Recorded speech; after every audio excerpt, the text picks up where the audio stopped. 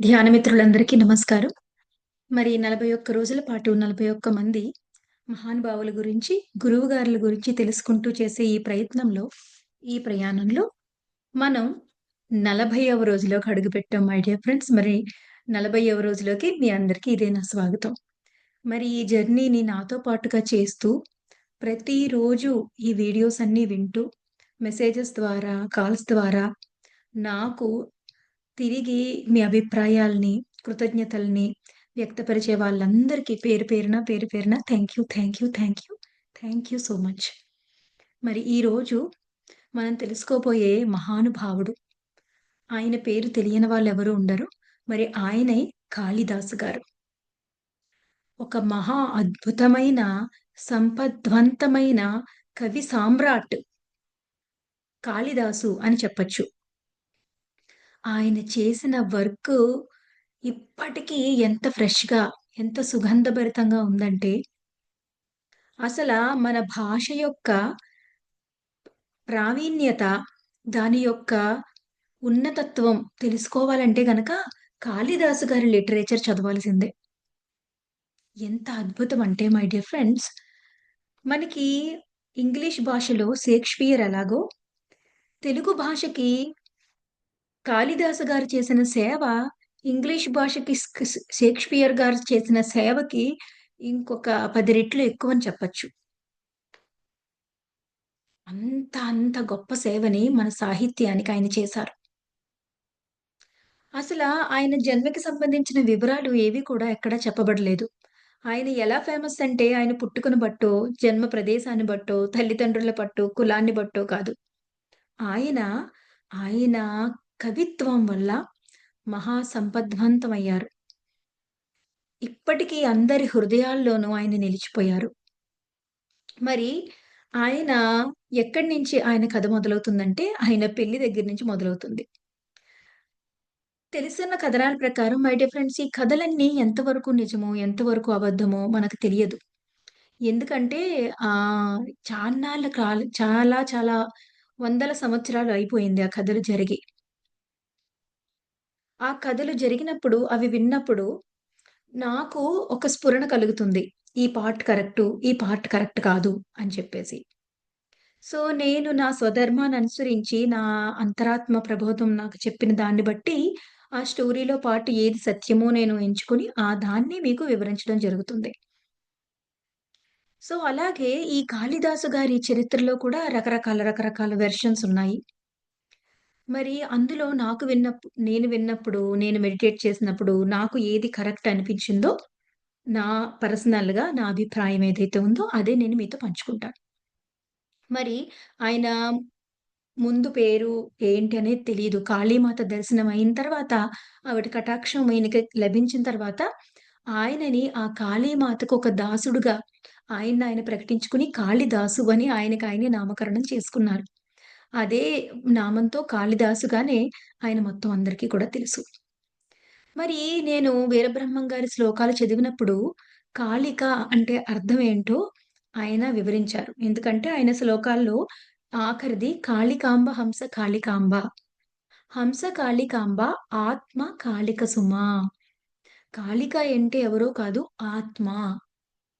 మరి ఆ ఆత్మకు సేవ చేసే దాసుడను నేను. ఆత్మస్థితికి, ఆత్మ జ్ఞానానికి ఆ సేవ చేసే దాసుడు అన్నట్టుగా నాకు ఆయన పేరు పెట్టుకున్నారు. ఆ దివ్య జ్ఞానానికి నేను దాసోహం. ఆవిడ ఎప్పుడైతే సరస్వతీదేవి ఆహ్, ఆవిడ ప్రత్యక్షమయ్యి ఆ కాళీమాత ఆ సరస్వతి రూపంలో ఆయనకి ఆ జ్ఞానాన్ని ప్రసాదించినప్పుడు, అప్పుడు ఆయన ఆ దివ్య జ్ఞానానికి దాసోహం అయిపోయారనమాట. అందుకనే ఆయన కాళిదాసు అని తన నామకరణం చేసుకున్నారేమో అని నాకనిపిచ్చింది మై డియర్ ఫ్రెండ్స్. మరి అసలాయన కథ అందరికీ తెలిసింది ఎప్పుడు మొదలైందంటే, చిన్నప్పుడంతా ఆయన అమాయకంగా ఉండేవారు. తెలియని తనంతో ఉండేవారు. ఆయన కూర్చున్న కొమ్మని ఆయనే నరుక్కుని అంటే నేను కూర్చున్న కొమ్మని నరుక్కుంటే నేను పడిపోతాను కదా! అని తెలియనంత అమాయకంగా ఉండేవారని కథనాలైతే ఉన్నాయి. అలాగే మరి పాంచాల దేశాన్ని పరిపాలించే రాజు పేరు ధర్మవర్ధనుడు. అప్పట్లో ఆ పాంచాల దేశాన్ని పరిపాలించేవారు. ఆ వర్ధనుడు గారికి ఒకే ఒక కుమార్తె. ఆ కుమార్తె పేరు విద్యావతి. మరి ఆవిడ ఎంతో విద్యా సంపన్నురాలు. అలాగే కాళికామాతకి ఒక గొప్ప భక్తురాలు ఈ విద్యావతి. అయితే ఆవిడ కాళికామాత భక్తురాలే కాదు, విద్యావంతురాలే కాదు, చాలా చాలా గొప్ప సౌందర్యవతి కూడా.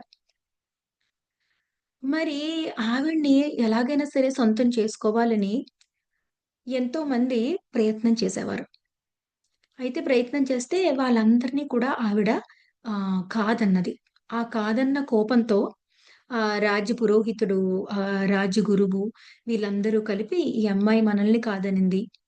కాబట్టి ఈ అమ్మాయికి తగిన శాస్తి చెయ్యాలని చెప్పి రాజుగారిని మభ్యపెట్టి మొత్తం మీద ఒక అమాయకుడిని తీసుకొచ్చి కట్టబెట్టాలి అని చెప్పి ఆ ఉద్దేశంతో నితుక్కుని కాళిదాసు గారు అందరికంటే అమాయకంగా కనిపిస్తే అప్పటికాయన పేరు కాళిదాసు కూడా కాదు.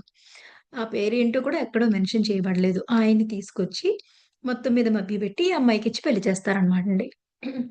అయితే ఈ విద్యావతి అనే ఆవిడ గొప్ప జ్ఞానవంతురాలు. అలాగే కాళికామాతకి మహాభక్తురాలు కూడా. ఆవిడకి ఇదంతా చూసి అర్థమైంది. ఈయన యొక్క ప్యూరిటీ చూసింది ఆ అమ్మాయి విద్యావతి. ఈయన యొక్క ఆ స్వచ్ఛమైన ప్యూరిటీ చూసి ఆవిడేం చేసిందంటే, కాళీమాతని ఆరాధించమని చెప్పేసి మహా మొండి పట్టుదలనమాటండి. ఆయన అమాయకుడే గాని ఎంత మొండివాడంటే, మొండివాడు తలుచుకుంటే రాజైనా దిగి రావాల్సిందే అంటారు చూసారా? అంత మొండివాడనమాట. అయితే ఆమె నీ ప్యూరిటీకి, నీకున్న పట్టుదలకి నీవు మొత్తం ఆ మాతని నువ్వు ప్రసన్నం చేసుకోగలవు. ప్రసన్నం చేసుకో అని చెప్పేసి ఆవిడ ఆహ్, సూచించి పంపించడం జరుగుతుంది. అతను అలాగే మరి అంత రాజకుమారి తనని పెళ్లి చేసుకుంది. ఆమె చెప్పినందుకు గాను నేను ఆవిడని ప్రసన్నం చేసుకొని తీరుతానని మరి అడవికి బయలుదేరి అక్కడున్న కాళీమాత ఆలయంలోకెళ్ళి కఠోరంగా కాళీమాత కోసం ఆయన పిలవడం మొదలుపెడతారు. ఆమెనికి ఏం తపస్సు చేయాలో కూడా తెలీదు. ఏ వొకాబులరీ రాదు. ఏ మంత్రము రాదు. ఏ సాధన తెలీదు. కాళీమాత రావాలి, మాత రావాలి, మాత రావాలి అని చెప్పేసి ఆయన ఎంతకీ రాకపోతుంటే పిలిచి, పిలిచి, పిలిచి భీష్మించుకుని అక్కడే కూర్చొని ఆయన తలకట్టుకోవడం మొదలుపెట్టి, మొత్తం మీద ఆయన ఎన్నో గత జన్మల సాధన ఆయనకు కూడా ఉంది. అంత గత జన్మల సాధన లేకపోతే చెప్పగానే కాళీమాతని ప్రత్యక్షం చేసుకోవాలి అన్న అంత గొప్ప సంకల్పము కలగదు. అంత గొప్పగా ఆయన తన ప్రాణాన్ని బలంగా పెట్టి అక్కడ సాధన చేయరు. మరి అలాగా ఆయనక్కడ సాధన చేసేసరికి మరి కాళీమాత ప్రత్యక్షమయ్యి, ఆయన నాలుక మీద బీజాక్షరాలు రాసారని, లేదో ఆయన బ్రెయిన్‌లోకి మొత్తం జ్ఞానాన్నంతా కూడా శక్తిపాతం చేశారని చెప్తారు. అక్కడ ఏం జరిగిందో ఆయనకే తెలియాలి.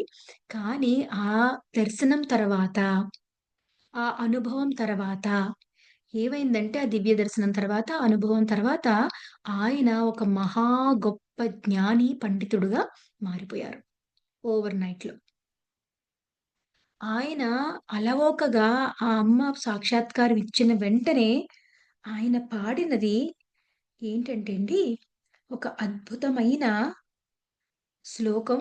నాకు చాలా చాలా చాలా చాలా ఇష్టమైన ఈ స్తోత్రము ఏంటంటే గనక అది అందరికీ తెలుసు. 'శ్యామల దండకము.' నాకు చాలా ఇష్టమైన స్తోత్రం ఇది. నేను ఇంచుమించుగా ప్రతిరోజు వింటాను. రోజు పడుకోబోయే ముందు మా అమ్మాయి చేత శ్యామలా దండకం పెట్టి, అది అయిన తర్వాత వరకు 7 నిమిషాలు, 10 నిమిషాలు ఎంత వరకైతే అది ఉంటుందో, అది అయ్యేంత వరకు మేమిద్దరం కలిపి ఆ శ్యామలా దండకానికి మెడిటేషన్ చేసిన తర్వాతే మా అమ్మాయిని నేను పడుకోబెడతాను. నాకు అంత ఇష్టమైన శ్యామలా దండకం. చూడండి, ఈయన స్తోత్రాల్లో ఏదైనా సరే కాళిదాసు గారి రచనలు ఎలా ఉంటాయంటే అండి, ఆ రచనలు మనల్ని ధ్యాన స్థితిలోకి, ఆలోచన రహిత స్థితిలోకి తీసుకెళ్ళిపోతాయి. ఎందుకంటే, ఆ కాళిదాసు గారు రచన ఎంత సంక్లిష్టంగా, ఎంత ఉన్నతంగా, రిచ్‌గా ఉంటుందంటే, ఆ సం ఆ భాష యొక్క ఔన్నత్యం, ఐశ్వర్యం అంతా ప్రతి అక్షరంలోనూ పొదుగుతారనమాట ఆయన. అలా పొదగడం వల్ల అది చాలా అందంగా, చాలా సంక్లిష్టంగా, గొప్ప అర్థాన్ని కూడా ఉంటుంది. సో, మనం అది చదివేటప్పుడు ఇంకో ఆలోచన చెయ్యడం, ఇలా మన దృష్టి మరలిన మన ఒక్క క్షణభంగురమైనా సరే మన దృష్టి మరలిన, మన ఆలోచన అటెళ్ళినా ఇది తప్పొచ్చేస్తుంది. అది తప్పు రాకుండా పాడాలంటే ఖచ్చితంగా మనం మెడిటేటివ్ స్థితిలో ఫుల్లీ అవేర్‌తో పూర్తి ధ్యాసతో వర్తమాన క్షణంలో ఉండాల్సిందే. ఆయన తన రచనలతో మరి మనుషుల్ని ఆ ధ్యాన స్థితిలోకి, ఆ వర్తమాన క్షణంలోకి, ఆలోచన రహిత స్థితిలోకి తీసుకురాగలరు మై డియర్ ఫ్రెండ్స్. అంత అద్భుతంగా ఉంటాయి మరి ఆయన రచనలు. మరి ఆ రచనలు ఈ మాణిక్య 'శ్యామలా దండకంలో' మాణిక్య వీణ అనేది నేను ఒక 2 శ్లోకాలు అందులో పాడి వినిపిస్తాను. మాణిక్య వీణాముపలాలయంतीं మదాలసాं మంజులవాగ్విలాసాం మాహేంద్రనీలద్యుతికోమలాంగీ మాతంగకన్యా మనసా స్మరామి చతుర్భుజే చంద్రకళావతంసే కుచోన్నతే కుంకుమరాగసౌఘే पुण्ड्रेक्षुपाशाङ्कुलपुष्पभानहस्ते नमस्ते जगदेकमातः माता मरकतश्यामा मातङ्गी मधुशालिनी कुर्याकटाक्षं कल्याणी कदम्बवनवासिनी जय मातङ्गतनये जय नीलोत्पलद्योते जय सङ्गीतरसिके जय लीला सुखप्रिये जय जननी सुधा समुद्रान्तरुद्यन्मणिद्वीपसम्रूढबिल्वाटवे मध्यकल्पद्रुमा कल्पकादम्ब कान्तारवासप्रिये कृत्तिवासप्रिये सर्वलोकप्रिये सादरारब्धसङ्गीतसम्भावना सम्भ्रमालोल नीपक् नीप्रक् नीपस्रगाबद्धचूलितनातत्रिके सानुमत्पुत्रिके शेखरीभूतसीतां सुरेखामयूखावलीबद्धसुस्निग्ध नीलालकश्रेणिशृङ्गारिते లోకసంభావితే. మరి నాకు కూడా ఒక్క నిమిషం ఇలా చూడాలనిపిస్తే నాకు తప్పుదొరులుతుంది. అన్ మనం ఒక్క క్షణం చిన్న క్షణంలోని చిన్న పార్ట్ కూడా మరి పక్కకి ధ్యాస మళ్ళిపోకుండా దాన్ని చదవవలసుంటుందనమాట. మొత్తం ధ్యాన స్థితిలోకి వెళ్ళిపోతాం. ఎప్పుడైనా మెడిటేషన్ కుదరకపోతే ఆ కాళిదాసు గారి శ్లోకం, పద్యాలు, ఆ స్తుతులు ఏదన్నా సరే ఒకటి నేర్చుకోండి. అది ఒక్కసారి పాడుకొని మెడిటేషన్‌లో కూర్చుంటే మనం ఖచ్చితంగా ధ్యానంలోకి వెళ్ళిపోతాం మై డియర్ ఫ్రెండ్స్. అలాగే నాకిష్టమైన మరొక శ్లోకం కాళిదాసు గారిది ఏంటంటే 'దేవి అశ్వధాటి స్తోత్రం'. ఆయన రచనల్లో చాలా వరకు కొన్ని కొన్ని మనం కాపాడుకోలేకపోయాం మై డియర్ ఫ్రెండ్స్. కానీ ఏదైతే ఉన్నాయో అవి ఎంత సంపద్వంతమైనయి అంటే చెప్పనలవి కాదు.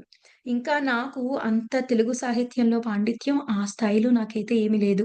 కానీ ఆ పాండిత్యం తెలిసిన వాళ్ళు అయితే ఇంకా ఆహ్, ఆ శ్లోకాలలో దాని అర్థాలలో మునిగిపోయి ఇంక తేలడానికి కూడా ఇష్టపడరనమాట. అంత ఆనంద పారవస్యం వస్తుంది ఆయన లిటరేచర్‌లో మై డియర్ ఫ్రెండ్స్. మరి 'దేవి అశ్వధాటి'. అశ్వధాటి అనే పదానికి చూడండి ఎన్ని అర్థాలున్నాయో. ఆ గుర్రం స్వారీ చేయడము, గుర్రం పరిగెడితే ఎలా ఉంటుందో అది అని ఒక అర్థం వస్తుంది. మరి ఇంకొక అర్థం ఏంటంటే మన కుండలిని శక్తి, ఆ కుండలిని శక్తి అవేకన్ అవ్వడము అని ఇంకొక అర్థం వస్తుంది. అలాగా మొత్తం ఆయన వాడే పదాలకు కూడా మన బుర్రని పదునుబెట్టి, మన ప్రజ్ఞని మేల్కొలిపేలాగా, ఆలోచన రేకెత్తించేలాగా, ఆహా! ఒక పదానికి ఇన్ని అర్థాలలో, ఇన్ని లెవెల్స్‌లో రాయొచ్చా? ఇంత చమత్కారాలుంటాయా? ఇంత గూఢార్థాలుంటాయా? అని మనల్ని ఆశ్చర్యచకితుల్ని చేసి ఆ అర్థాలు తెలుసుకున్నప్పుడు అందులోంచి ఆనందంలోకి వెళ్ళిపోయేలా చేస్తాయన్నమాట. మరి ఇవి కూడా ఎంత అద్భుతంగా ఉంటుందంటే అండి, ఇది కూడా ఒక 2 శ్లోకాలు పాడి వినిపిస్తాను. 'దేవి అశ్వధాటి స్తోత్రం'.